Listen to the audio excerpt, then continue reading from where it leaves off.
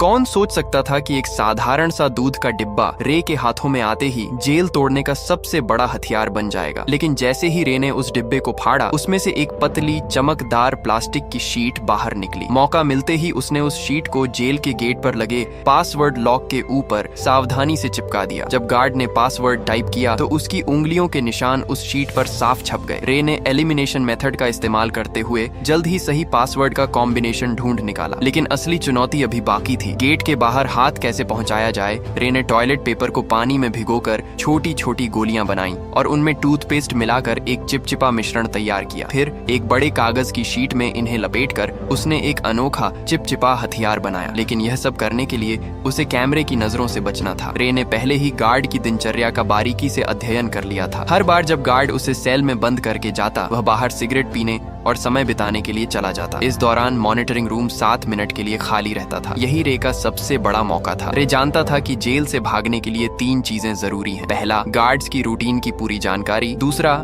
Jail के ढांचे का सटीक अंदाजा। और तीसरा, बाहर किसी भरोसेमंद साथी का होना। रे ने पहले 2 चीजों पर पकड़ बना ली थी। उसने जेल के पास एक कमजोर जगह भी ढूंढ निकाली थी, एक फायर स्टेशन जो जेल की दीवार से सटा हुआ था। रे के पास ब्लैक सेल की लोकेशन का भी पता था। सब कुछ दिमाग में सेट करने के बाद उसने अपने प्लान को अमल में लाना शुरू किया। उसने जानबूझकर एक कैदी पर हमला कर उसे घायल कर दिया। जैसा उसने सोचा था वैसा ही हुआ। गार्ड्स ने उसे सजा के तौर पर ब्लैक सेल में डाल दिया। जब गार्ड खाना देने आया, रे ने चुपके से कागज की गोली छोटी खिड़की के ताले में डाल दी, जिससे वह आसानी से खुल गई। पासवर्ड सिर्फ 4 अंकों का था, जिसे रे ने चुटकियों में क्रैक कर लिया। ब्लैक सेल से निकलते ही उसने मॉनिटरिंग सिस्टम को हैक कर 1 मिनट पुराना फुटेज चला दिया ताकि गार्ड्स को कुछ पता न चले। इसके बाद उसने फायर स्टेशन से जुड़ी वेंटिलेशन पाइपलाइन को खोज निकाला। जब गार्ड्स सिगरेट पीने में व्यस्त थे, रे उस पाइप के रास्ते रेंगता हुआ बाहर निकल गया। बाहर उसकी साथी पहले से ही तैयार थी। उसने एक छोटी कार में विस्फोट कर दिया, जिससे फायर अलार्म बज उठा। गार्ड्स ने सीसीटीवी फुटेज चेक की,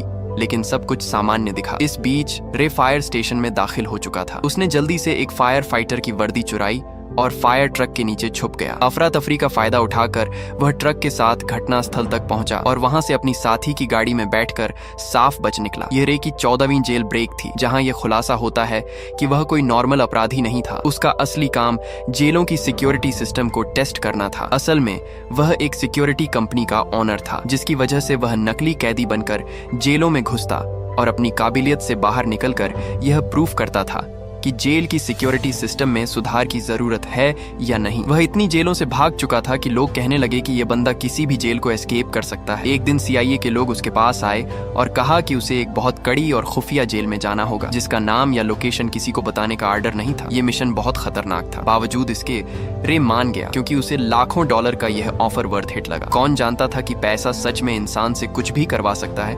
उन्होंने रे को एक नई पहचान और एक सीक्रेट एग्जिट कोड दिया, जिसका इस्तेमाल वह अगर कुछ गलत हो तो भागने के लिए कर सकता था। जाने से पहले उन्होंने उसके शरीर में एक ट्रैकिंग डिवाइस भी लगाया। जल्दी ही वह दिन आ गया जब उसे जानबूझकर अरेस्ट होना था, लेकिन अचानक कुछ लोगों ने उसे अगवा कर लिया और इलेक्ट्रिक शॉक दे दिया। इससे पहले कि उसे कुछ समझ आता, उन्होंने उसके हाथ से ट्रैकिंग डिवाइस को निकाल दिया और उसे बेहोश कर दिया। जब उसकी आंखें खुली तो उसने खुद को एक अजीब सी जेल में पाया, जिसमें हर रूम कांच का बना हुआ था और वहां हर जगह कैमरे थे। उसके आसपास सभी कैदियों को भी ऐसे ही 24 घंटे सुपरविजन में रखा गया था। ये जेल पूरी तरह से हवा में लटकी हुई थी, जिससे कोई भी कैदी जमीन खोदकर भागने का सोच भी न सके। यह देखकर रे को तुरंत समझ आ गया कि वह एक बुरी सिचुएशन में फंस चुका है। वहां से जितना जल्दी हो सके निकलने के लिए उसने सीक्रेट कोड बोला, लेकिन जेल का जेलर एक टेढ़े दिमाग का आदमी निकला। उसने बिना कुछ सुने रे को फिर से बंद कर दिया। अब यहाँ ये राज सामने आता है कि जेलर किसी ऐसे आदमी से मिला हुआ था जो रे का दुश्मन था। कुछ देर बाद उसने देखा कि यहाँ के गार्ड्स पूरी तरह से हथियारों से लैस हैं और चेहरे पर काले मास्क लगाकर घूमते हैं, और गार्ड्स की संख्या भी कैदियों से कई ज्यादा थी, जिसकी वजह से उनका जब मन करता वे किसी को भी मारने या पीटने लग जाते। वहीं कैदियों को टॉर्चर करने के लिए एक भयानक कमरा बनाया गया था, जहां अंदर जाते ही तेज रोशनी से आंखें चकाचौंध हो जाती थीं। इसके अलावा वहां का तापमान भी बहुत ज्यादा था, लेकिन इसके बावजूद दर्द को सहते हुए रे जैसे तैसे पूरे कमरे की जांच पड़ताल करने लगा। तभी मुआयना करते हुए उसकी नजर फर्श पर स्टील प्लेट से जुड़ी कील पर पड़ी। उसी मोमेंट उसके दिमाग में एक आइडिया आया। बाहर निकलने के बाद उसने प्लान बनाना शुरू कर दिया। अब जेल से बाहर निकलने के लिए उसे किसी की सख्त जरूरत थी। जैसे ही उसने अपनी पहचान बनानी शुरू की, तभी टाइसन नाम का एक आदमी उससे दोस्ती करने आ गया। उसकी आंखों में अलग ही चमक थी। उसने सीधे पूछा, क्या चाहिए तुझे? रे ने भी कुछ नहीं छुपाया और सीधा कहा, मुझे एक चमकदार आयरन शीट चाहिए जो रोशनी को रिफ्लेक्ट करे, और अगर तुम मुझे यह लाकर देते हो तो हमारी दोस्ती पक्की समझो। इस पर टाइसन भी राजी हो गया। इसके बाद वह सीधा जेलर के पास पहुंच गया और उसे उल्टा सीधा कहने लगा, जिससे टेढ़े दिमाग का जेलर गुस्से में आकर उसे वाटर टॉर्चर देने लगा। हालांकि इसी बीच टाइसन ने चालाकी से उस कमरे का ड्रेन कवर निकाल लिया। काफी मार खाने के बाद उसने वह कवर रे के हवाले कर दिया। रे को लगा, वाह, यह आदमी तो काफी शातिर खिलाड़ी निकला। टाइसन से इम्प्रेस होकर उसने अपनी असली पहचान बता दी कि मैं एक जेल ब्रेकर हूँ। इसी के साथ उसने अपना एनालिसिस भी बताया कि इस जेल का स्ट्रक्चर वर्टिकल है, जिसका मतलब यह जेल अंडरग्राउंड में बनाई गई है। दरअसल जब रे टॉर्चर रूम में था तो उसने जमीन के नीचे से पानी की आवाजें सुनी थी, जिसका मतलब वहां एक पानी की पाइपलाइन हो सकती है जिससे उन्हें भागने का रास्ता मिल सकता है। इस सब के बाद टाइसन ने जानबूझकर जेल के गुंडे मार्को ब्रदर्स से पंगा ले लिया। उधर रे ने एक रोटी को हथेली में छिपा लिया। फिर जैसे ही मार्को के आदमियों ने जेल में मारपीट मचाई, प्लान के अकॉर्डिंग दोनों को टॉर्चर रूम में डाल दिया गया। वहां पहुंचते ही रे ने फौरन ड्रेन कवर निकाला और उसकी रिफ्लेक्शन से कीलों पर फोकस डाला। देखते ही देखते हाई टेम्परेचर की वजह से वे कीलें पिघल कर बाहर निकलने लगीं और एक एक करके कुछ ही सेकंडों में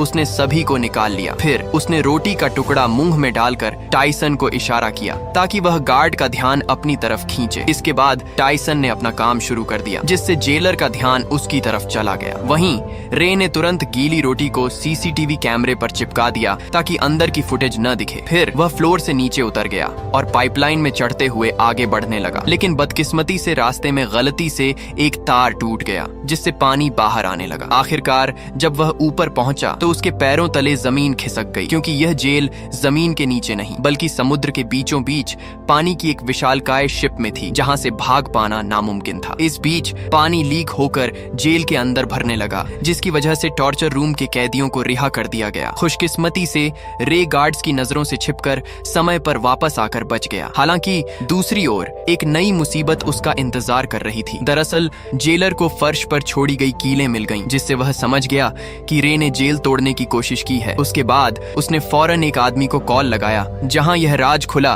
कि रे को इस जेल में फंसाने वाला कोई और नहीं बल्कि उसका बिजनेस पार्टनर लेस्टर निकला, जिसने कंपनी के लालच में आकर यह साजिश रची थी। अब अगले दिन किसे पता था कि रे के ऊपर टॉर्चर के बादल मंडराने लगेंगे। जब जब वह सोने की कोशिश करता, गार्ड्स उसे जगा देते और इसका फायदा उठाकर वह उसे खूब मारते पीटते भी थे। ऐसे ही कई दिन बीत गए। रे पूरा दिन बेहोशी और थकान में रहता। आखिरकार उसकी हालत देखकर गार्ड्स उसे रोज मेडिकल रूम ले जाने लगे। कितने जख्म, कितनी दर्दनाक यादें, कितनी टूटी उम्मीदें, फिर भी वह अपनी लड़ाई लड़ता रहा। डॉक्टर भी उसे देखकर दंग हो जाता था। कुछ दिनों के बाद टॉर्चर का सिलसिला खत्म हो गया और उसने फिर से प्लान बनाना शुरू कर दिया। दरअसल खाना खाने के बहाने वह टेबल के नीचे चोरी छिपे एक डायरेक्शन बताने वाली डिवाइस बनाने लगा। इसी दौरान उसने मार्को से मिलकर उसे अपनी टीम में शामिल कर लिया, जिसके बाद तीनों ने मिलकर एक ताबड़तोड़ प्लान बनाया। प्लान के हिसाब से मार्को भाई ने जेलर से झूठ बोला कि मेरे पास खुफिया जानकारी है जो मुझे डेक पर जाकर पहुंचानी है। यह सुनते ही जेलर ने उसे डेक पर जाने की परमिशन दे दी। अब वहां पहुंचते ही मार्को ने डायरेक्शन डिटेक्टर से मेजर करना शुरू कर दिया, मगर रे के लिए इतना काफी नहीं था। उसने नोटिस किया कि फ्लश करते वक्त पानी घड़ी की उल्टी दिशा में घूम रहा था। अब सारे डाटा को एनालिसिस करने के बाद उसने कंक्लूड किया कि वह अभी नॉर्दर्न हेमिस्फेयर में है। फिर एक नए आए कैदी से पूछने पर पता चला कि अभी नवंबर का महीना चल रहा है। इसके बाद रे ने अपने बॉडी टेम्परेचर को ध्यान में रखकर अनुमान लगाया कि वहां का तापमान जरूर मोरक्को तट के आसपास का होगा। इतनी मशक्कत के बाद आखिरकार अंत में जाकर उन्होंने क्लियर लोकेशन का पता लगा ही लिया। हालांकि लोकेशन पता होने के बावजूद वे वहां से निकलते भी तो कैसे। तभी टाइसन ने कहा कि अगर हम किसी तरह से बाहर मौजूद मेरे आदमियों तक मैसेज भेज सकें तो हमें यहाँ से निकलने से किसी का बाप भी नहीं रोक सकता। उसकी बातें सुनकर रे को लगा कि इस जेल का डॉक्टर शायद उसकी मदद कर सकता है। उसके बाद उन्होंने एक प्लान बनाया, जिसके अकॉर्डिंग टाइसन ने जानबूझकर रे पर हमला कर दिया, जिससे वह डॉक्टर के पास जा सके। ऐसे ही कई दिनों तक रे बीमार होने का नाटक करके रोजाना डॉक्टर के पास जाने लगा। डॉक्टर को भी रे का दर्द बर्दाश्त नहीं हुआ और वह उसकी मदद करने के लिए राजी हो गया। अब यहाँ यह खुलासा होता है कि दरअसल डॉक्टर भी यहाँ उम्र कैद की सजा काट रहा था। इसलिए उसने रे को उसके परिवार से मिलाने का वादा किया, जिसके बाद उसने गुप्त रूप से रे का मैसेज टाइसन के आदमियों को भेज दिया। सारी तैयारी हो चुकी थी। तभी रात को जेलर ने देखा कि रे दीवार पर कुछ टैप कर रहा है। असल में यह मोर्स कोड था, और जब जेलर ने इसे डिकोड किया तो लिखा मिला कि कल सुबह सी ब्लॉक में दंगा होने वाला है। यह देखकर जेलर के पसीने छूटने लगे। उसने तुरंत सी ब्लॉक में 3 गुना सिक्योरिटी बढ़ा दी। अब उसे कौन बताए कि यह तो रे का मास्टर स्ट्रोक था। असली दंगा तो उसके अपने ब्लॉक में होने वाला था, जहां सिर्फ 2 गार्ड्स ही बचे थे। अब जल्दी ही अगली सुबह 2 गैंग्स आपस में भिड़ जाते हैं। इस हंगामे का फायदा उठाकर रे, टाइसन और मार्को वहां से भाग निकलते हैं। तभी भागते भागते रे कैमरे के सामने आकर जेलर को चिढ़ाता है। गुस्से में आकर जेलर सभी गेट्स को बंद करवा देता है। फिर तीनों पाइपलाइन के रास्ते से जेल की छत की तरफ चढ़ते हैं। जब वे डेक के बिल्कुल पास पहुंचते हैं तो उनका रास्ता एक इलेक्ट्रॉनिक गेट से बंद हो जाता है, जिसे खोलने का बस एक ही रास्ता था कि पूरी जेल का पावर ऑफ कर देना। इस जोखिम भरे काम से सबको वापस पकड़ा जा सकता था। वहीं दूसरी तरफ जेलर ने मोशन डिटेक्टर के जरिए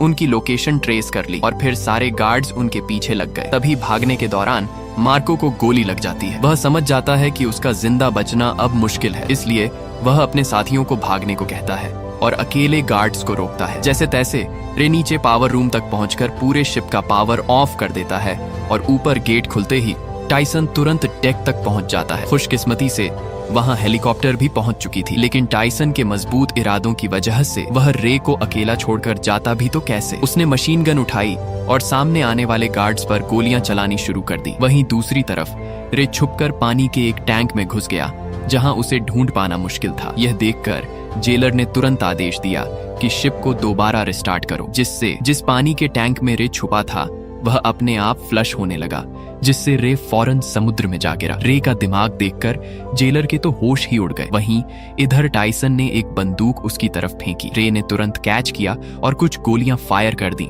जिससे जेलर के पीछे रखे तेल के ड्रम फट गए। इसी के साथ जेलर की वही मौत हो गई। अब सब कुछ शांत हो गया और वे दोनों अफ्रीकन तट पर पहुंच गए। अचानक सामने से एक गाड़ी आई, जिसमें से एक लड़की उतरी। वह लड़की और कोई नहीं बल्कि जेसिका निकली, जिसने रे को यह मिशन का ऑफर दिया था। तब रे को पूरी बात समझ आई। ये सारा प्लान टाइसन की बेटी का था। दरअसल जेसिका ने अपने पिता को बचाने के लिए उसे जेल में भिजवाया था और रे की चालाकी से उसे बाहर भी निकलवा लिया। आखिरकार रे के चेहरे पर एक प्यारी सी मुस्कान खिल उठी और ऐसे ही संघर्ष और हार न मानने के जज्बे से वे लोग अपने परिवार से वापस मिल सके। यही मुलाकात इस खूबसूरत फिल्म का अंत बन गई। तो दोस्तों, आशा है आपको कड़ी मेहनत और उम्मीद से भरी ये मूवी पसंद आई होगी। अगर पसंद आई है तो प्लीज नीचे आ रही इन वीडियोस को भी जरूर देखें और वीडियो को लाइक करके चैनल को सब्सक्राइब कर लें, जिससे आपको और भी मूवीज देखने मिल सकें।